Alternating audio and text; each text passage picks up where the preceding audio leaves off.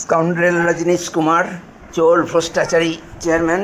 শোন, state bank অর্থাৎ তোরা কি করেছিস আমার এগেনস্টে, একজন স্টাফের এগেনস্টে, বাইরের চোর টাকা চুরি করেছে, ক্যাশকেট কাস্টমারের কর্মচারী সে, তার জন্য আমাকে আমার কাউন্টার থেকে টাকা চুরি করে আমার বিরুদ্ধে কি করেছে স্টেট ব্যাংক, কোন ড্রাইভে নেমেছে, এবং সবাই এটা থার্ড পার্টি যখন শুনলো যে আমার এই চুরিটা হয়েছে, ও বলেছিল দেবদা আমি টাকাটা উদ্ধার করে এনে দেবো, চিন্তা নাই।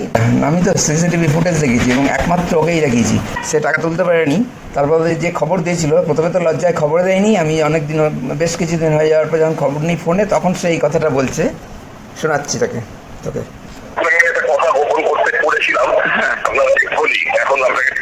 লজ্জাতে গোপন করেছিল তো একজন থার্ড পার্টি, ভাবতেই পারে না স্টেট ব্যাংক অফ ইন্ডিয়া একজন নিজেদের স্টাফের উপর একজন চোরের এগেনস্টে, চোরের জন্য, চোরের পক্ষে দাঁড়িয়ে স্টাফের এরকম ক্ষতি করে।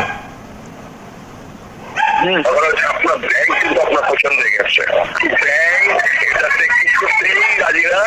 ব্যাংক পরিষ্কার করছে, এটার মধ্যে কাস্টমারের কোনো ফল্ট নাই, টাকা হারিয়ে গেছে, মানে বাজে অবস্থা, মানে যা অবস্থা।